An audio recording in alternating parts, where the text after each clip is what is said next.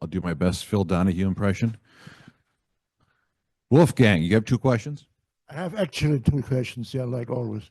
Uh, Colton, for tomorrow in qualifying, you're thinking yourself, or maybe the car, maybe in both, there are some more reserves that you can go quicker. And how will be the situation in traffic? Could you simulate it in practice? Um, I think we'll all have a little bit more, you show up to the weekend, you have an idea what the tires are going to be like and how to prepare the lap and how to get the most out of it. And it never quite like is perfect. So I think everybody just driving in themselves, knowing the grip level, they'll go faster, but also everybody will have a chance to make the cars a little bit better overnight. So yeah, I do think that we do have some more in the tank, but I'm not sure how much everybody else has. Yeah, nothing, well, no, nothing major. I would say it's kind of a normal changes for us when we think that we're in the window, which we did. So it wasn't anything huge. We'll look at stuff to do overnight. It's hard to do any major changes in the session. It just goes by so fast and you can't really be sitting there for 20, 30 minutes. So, yeah, that's most of the big stuff will happen overnight if there is any. Jeffrey Runka Motorsports today. Throughout the practice session, numerous cars kind of seemed like lose the back end. We saw Scott McLaughlin go for a half spin. Was it kind of the slick nature of the track because of the track or the different tire compounds? It's probably a little bit of both. It was quite windy when we first started the session too. That could have a big role on effect on these cars that rely on so much kind of over the top aerodynamics. So, it could have been something I didn't see. Where did he go off? I think turn 14. Down the hill. It's a fast corner. So, yeah, I think it was tricky at times with with how the wind was, but, I think it was somewhat straightforward if you had a good balance. So maybe they were struggling a little bit at that point. And for my final question, with, inclement weather tomorrow, was there more pressure to, get laps out there today, even with everyone on track? It's important, yeah, because Sunday looks so good and tomorrow looks so poor for weather. So, we will see. We've shown that we can be fast in kind of both areas. So, I welcome whatever the weather is. Oh, yeah. Colton, at this track, sometimes the tires are counterintuitive. Sometimes it seems like the blacks are faster than the reds. Have you noticed it? And have you heard any explanation? No, I wouldn't say the blacks are faster than the reds. I think if that happened for some guys, it's probably because they made mistakes, or they had a big balance shift. But no, I would say the overall lap time, it is closer, I would say, than normal, the gap between the two, but there definitely is lap time gain on the reds. We'll take one off of Zoom. Archie O'Reilly, Barber Motorsports. Go ahead with Colton Herta. Cheers, Dave. Hi, Colton. I think they said on the broadcast that you haven't actually qualified any higher than ninth at Barber. So is there anything in particular you feel has maybe held you back or the team back in recent years? Yes. I think there are some tendencies that we have gained through the past weekends that are negative, or my reads on things have been negative. This is my worst track by far for qualifying, and really racing, but I think the racing part's because we qualify bad. I think we always race really well here. It's just hard to make up positions when you start at the back here. So qualifying, yeah, I've sucked here. This is the only track that I've gone to that I've not made a fast six. So love to change that. Who knows what will happen? I haven't driven here in the wet in a long time. So see how that plays a role. And I'm just wondering as well how you reflect on your start to the season, because we've obviously seen Alex build a massive gap at the front of the championship. So are you happy with your first three races or not so much? Yes and no. I think there's some pretty major things, like if we could go back, we would have changed. But for the most part, I think we're we're not making huge mistakes. There's been some things here and there from myself and the team on the first few weekends that have not been great, and have kind of put us in this position. But if you look at it, like second through, 15th or whatever, it's pretty close. Jeez, thunder thighs walking over here. So yeah, I'm happy with how it's going. There's always stuff that you can improve on, but I think we've had the right idea for a lot of places. Cheers, Colton. Go well this weekend. Thanks, Dave. Thanks, Archie. Let's take one more for Colton. We'll let it go. We started off the year, had a race, 3 weeks off, a race, 3 weeks off. Now we're hitting a point of the season where you're going to be on track every weekend from now until second week of June. So just how hectic is it, and how do you go from having all that time in between to now really getting on the gas every week? Yeah, I love it. If it was up to me, I would love the NASCAR schedule for us to be able to race every weekend. But I think the job that the drivers have and the job that the truckies and mechanics and engineers have is vastly different. They just wouldn't have the time for it in this series. So I think it's about to get crazy for them. But for me, it's a welcoming thing. The more races that we can do, the happier I'll be. Colton, thanks for making the trip up here. Good luck this rest of the weekend. Colton Herta again, drive number 26 Gamebridge Honda for Andretti Global with Kerb Agajanian. Also joined by Pato Award, drive the number 5 Arrow McLaren Chevrolet, fourth quick in Group 2 this afternoon. Of course, he's the 2022 winner here at Barber Motorsports Park, currently 6th in the overall championship. How would you describe Pato, your start to the weekend here? I love Barber. I love this place. High commitment. It's obviously a stunning facility, and I have a lot of good memories to remember whenever I come back here. But today's been we tested it here a couple of weeks ago, and today's definitely been a little bit different. So we're just looking through that, but I think it's all right. Just little cleanups that we have to do here and there, and I think we'll get it right where we need to. All right, questions for Pato Award, Wolfgang? Pato, you just said a minute ago you tested here, and now it's different. Is it maybe weather related? Was it cooler when you were testing here? No, actually, I mean it's a little bit warmer, more humid right now. The wind has changed a bit. That will obviously have an influence to what the car is doing, especially with such high-speed corners. But we also didn't get to try the alternate, and I would say that's the one that was kind of like, what? So yeah, we just really need to see, dig into the data from all 3 cars really, and just get a better read on that, I would say.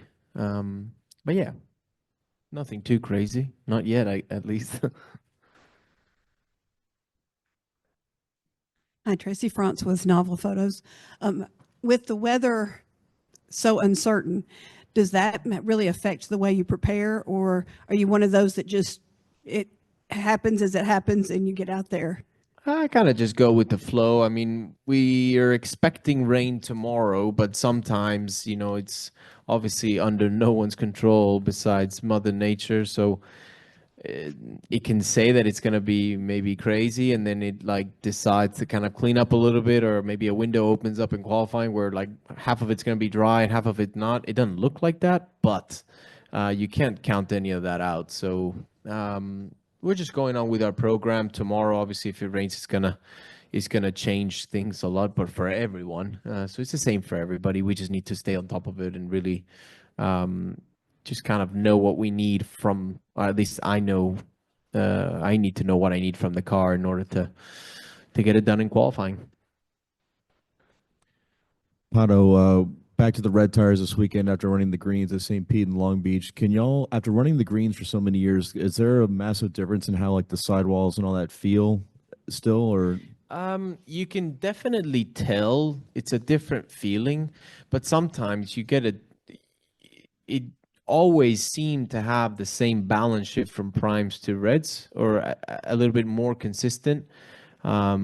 Today, I would say, was a little bit of a different story. So that's just what I kind of like. I just couldn't wrap my head around it, and understand. It just starts doing all sorts of things, and you're like, well, what do we need to fix? And it's like, sadly, well, everything. So, yeah, that requires a lot of data analyzing by the engineers and us to really see, what problems do we want to prioritize. And I mean, to be fair, sometimes one set will do that, and then the next one's like, wow, it's half a second quicker. So I have no idea. Thanks. Bob, we see you online. Stand by. We'll go to Bruce here first. Go ahead, Bruce. How important is it to compartmentalize the month of May? Because here we are kicking it off at Barber, and then next week it's going to be the INDYCAR Grand Prix at IMS, and then we roll into the Indy 500. And then after that, it's off to Detroit. So a lot's going to happen in a hurry. How important is it for you to pace yourself through this whole month and focus on each task at hand? Learn how to say no, I would say. If the 5 years or 6 now, this is my 6th year here, I can't believe it. But if the 6 years that I've been here have taught me something, is learn how to say no and don't feel bad about it, because you're the one driving the car. So if someone's asking something, say, do you want me to win the race or not? So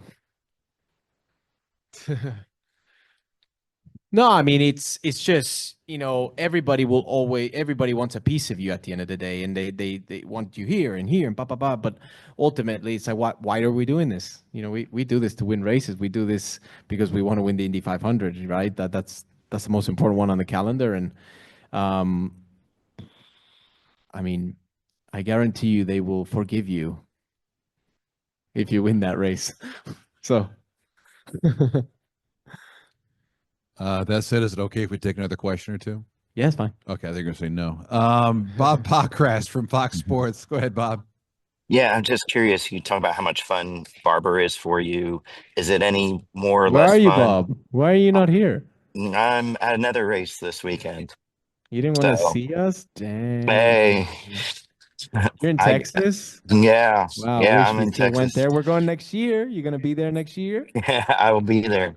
Um, I'm curious, is it as much fun with the hybrid and the extra weight, or are you not able to hustle the car as much now? No, it's less fun. The cars have gotten a lot more boring, to be honest. This is one of the tracks where you would really enjoy, being able to throw it around. You can still kind of do it, but the windows narrow down a lot. You can piss it off a lot quicker. So yeah, you definitely feel the added weight. The tires feel the added weight. It's definitely something that you have to change quite a bit on the car in order to kind of get it back into the window, because it's definitely shifted a lot of the balance. Thanks, Thank you. Bob. We got time for one more in Espanol. Luis Salinas, go ahead with Pato Award. Hi everyone. Hola Pato. Hola, hola. Dices que puede llover mañana. Además, la calificación va a ser 1 hora más tarde que la hora de la carrera. Vamos ¿Ya a checar el weather. A ver. tienen un plan alterno para que no afecte tanto el coche y, por supuesto, tu manejo? A ver, mañana 45%, 45% precipitation. Pues 1 pulgada, ¿eh? Es bastante lluvia. Pero realmente no hemos calificado aquí en la lluvia. Yo he corrido aquí en Indy Next en la lluvia, pero en INDYCAR no sé si una vez me tocó rodar en la lluvia. No me acuerdo, pero cuando llegas a calificación el programa cambia. Ya no es como, ya el programa de runs cambia bastante, las llantas se comportan mucho diferente, tienes que cambiar cosas en el auto y como que tenerlo un poco más confort. Así es como le empiezas a sacar más el jugo, porque pues sí, te digo, es una pista muy rápida y hay mucho tiempo que se puede ganar ahí, pero no sé cómo se esté comportando también con las 100 libras extras que traemos del hybrid atrás. Entonces, pues sí, va a ser como un learn as you go, ¿no? Ir aprendiendo cómo vaya pasando la sesión. Además que batallaron, ¿no? Para la sesión de 40 minutos. Se estuvieron reservando mucho o batallaron mucho los 3 coches. No, pues yo estuve en mi programa y di muchas vueltas. Creo que di el que más vueltas di, la verdad. No estuve tan enfocado en tandas de performance, estuve más enfocado en lo que viene siendo un stint. Pero sí, ya que pusimos las rojas ahí al final, como que no estábamos ideal. Pero yo creo que tenemos una dirección para ver. A ver, mañana, pero te digo, empieza a llover y pues todo lo que se aprendió, pues como que ya no te va a ayudar hasta la carrera, ¿no? Entonces veremos ahí. Exacto, completaste 26 vueltas. Gracias, Pato. A ti. Gracias, Luis. Last call for Pato Award in person. All right. Thanks for coming up. Have a great rest of your weekend. No, Pato. he had one. Oh, he had one? Sorry. Oh, I'm so sorry. Una más necesario. Ah, ¿le entiendes, eh? Está bien, ¿eh? ¿En la escuela? Ajá, pero ves, podemos platicar un poco. Appreciate you, Pato. By the way, Jacob Seelman, Race Face Digital. You're good. The Reds versus the Blacks debate. Erickson ended up going fastest overall on the Blacks. Colton said when he came in here, he didn't feel like one was necessarily over the other. I know you're a little lacking on data yourself. but Ericsson, Blacks? Yeah. 67 something? Okay. Oh, he was on snuck Reds. it in right at the end. Okay. Yeah, okay. For a while though, it looked like he was going to be the black lap was even still going to be fastest. How do you feel overall on the debate? Do you feel like one's going to be better than the other going into qualifying and race? I mean, I think the red is going to be quicker. I don't know what the delta doesn't really seem that big or as big as I thought, because I think Firestone told us the prime is more durable. The red is the 23 red, I believe. So there should be a pretty significant gap in terms of performance. But I don't think we saw that big of a gap as we were expecting. At least I didn't see as big of a difference. So yeah, I don't know. Surprise, surprise, I guess. I think tomorrow's going to be rain tire. It's going to be on pole. So All right. We'll see how good everybody is in the rain tomorrow, perhaps. Knock on wood. You never know. Do you mind? where is the wood here? What? Maybe the steps. It's there. Okay, Thanks for thank you. coming up, Pato. Gracias.